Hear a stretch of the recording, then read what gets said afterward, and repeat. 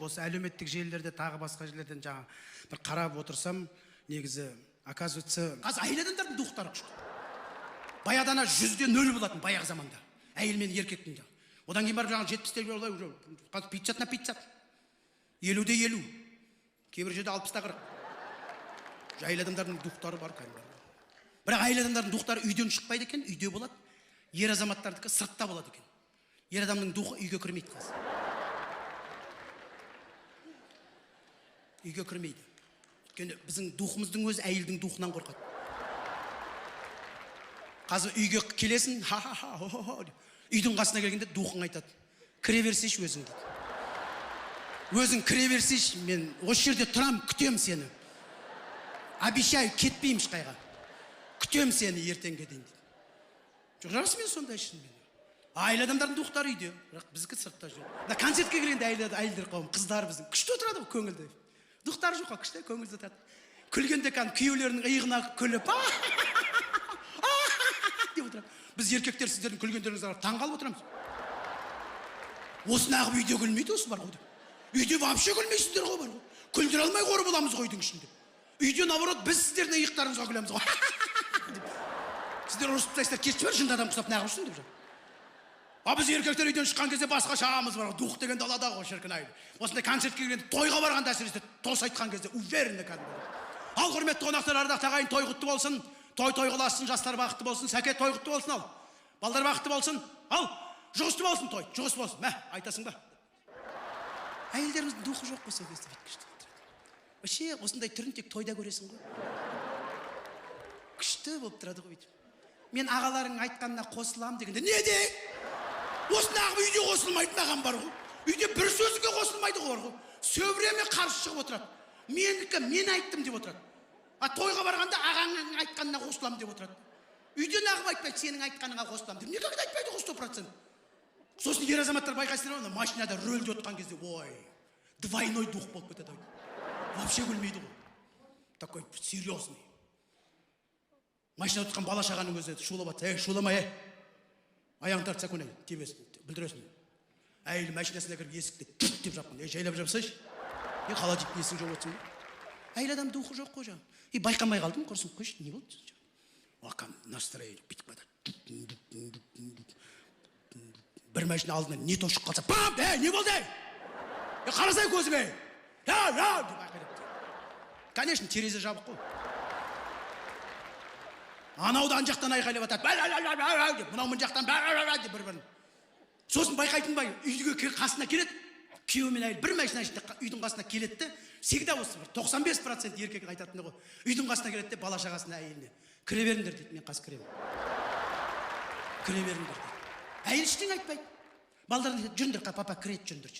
Папа келеді, әйел өзінің духына асығып жатыр. Жүр кіреді. Жүр, қас кіреді, папа кіреді. Кіргесін көрсетем ғой деген сияқты жүр кіреді.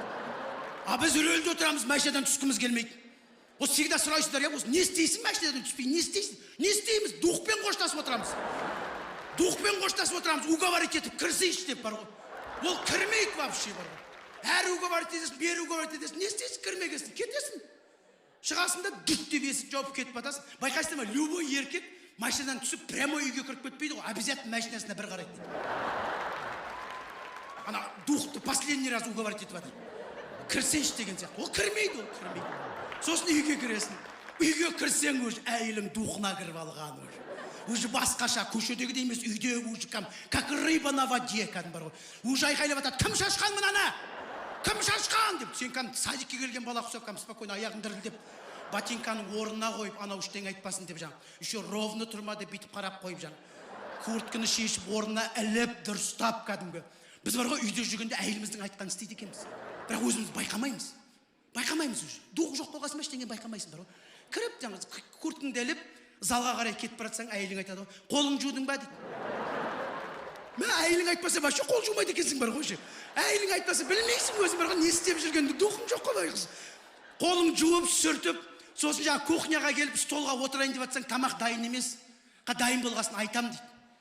Бар залға отыра тұрыңдар, телевизор қараңдар дейді. Қызық бала сияқты бар, залға барып, балдардың қасына барып отырасың, пультті алуға духың жетпейді ғой балдардан бар ғой.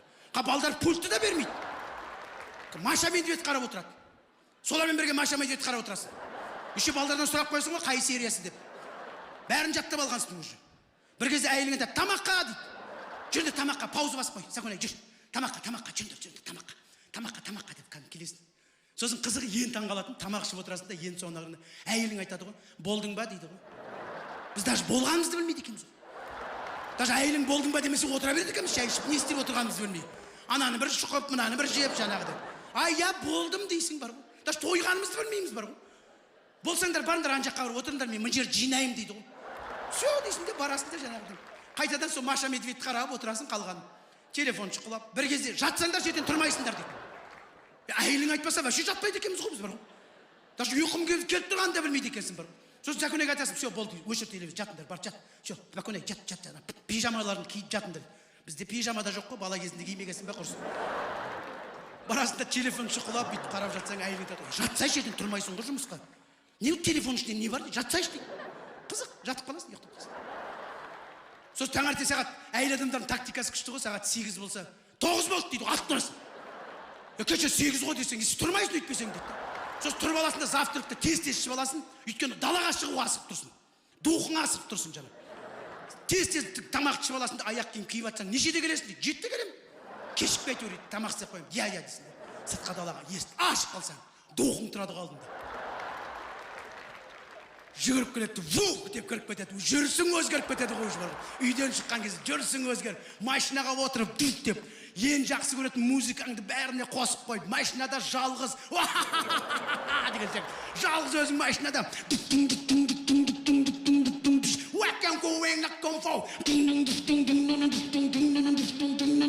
жұмысқа барасың, жұмысқа түсесің. Жұмыста самый веселый адамсың бар ғой. Духың күшті ғой кәдімгі бар ғой. Бәрімен прикол ұстап, қалайсыңдар, кеше отырыпсыңдар ғой, маған неғып айтпайсыңдар, өздерің отырыпсыңдар ғой, маған неғып айтпайсыңдар, шақырмайсыңдар, деп қояды, как будто баратын адам құсап бар ғой. Әйелің звондаса да күнді жүргенде духың күшті ғой. Әйелің звондаса бүкіл еркек бүйтеді ғой, көшеде жүргенде. Да, алып келем, кешке алып келем. Алып келем, не болды еді? Үйге баратын, не болатын білмейсің ғой, жағадай. Спокойно, уверен жүрсің әркіммен. Сосын кеш болады, үйге қайтасың жаңа музыкамен. Үйге жақындағанда уже музыка өзгереді.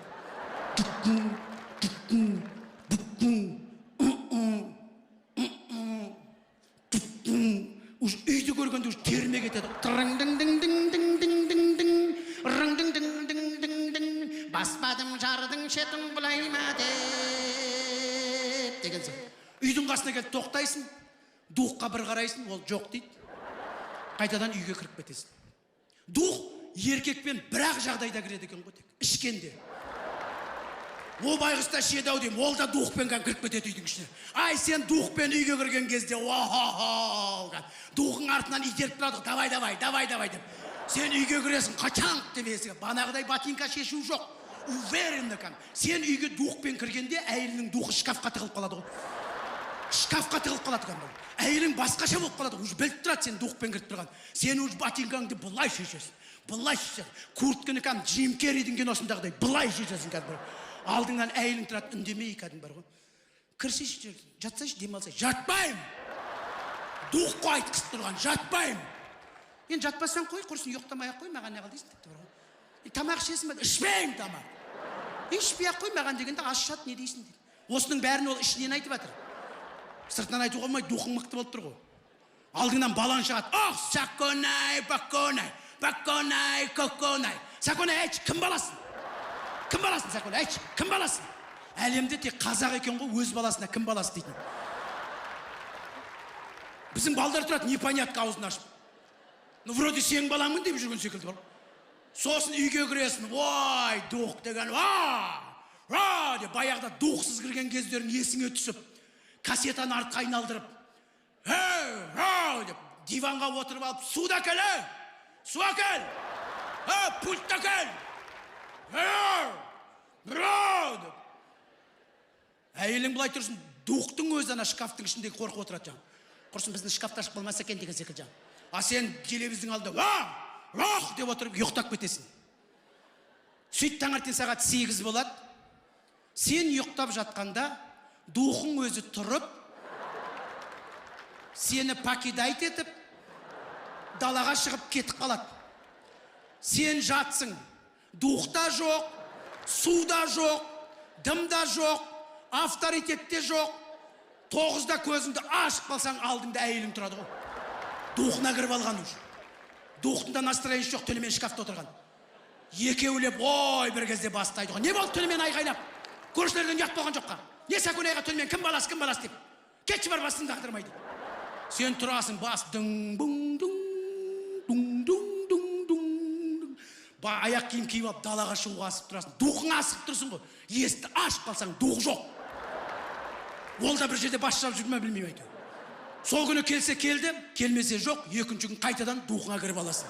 Кезінде ата бабамыз аттың үстінде отырып, рухы биік болып, осы кең байтақ жерді бізге тастап кетті. Біз тек көбіне қаз жігіттер үйге келіп өзіміздің рухымызды, духымызды көрсетіп жатады екенбіз. Сондықтан да осы кең байтақ жерді рухымыз биік болып, әрқашан өзіміздің ұрпағымызға тастап кетуге жазсын дегім келеді.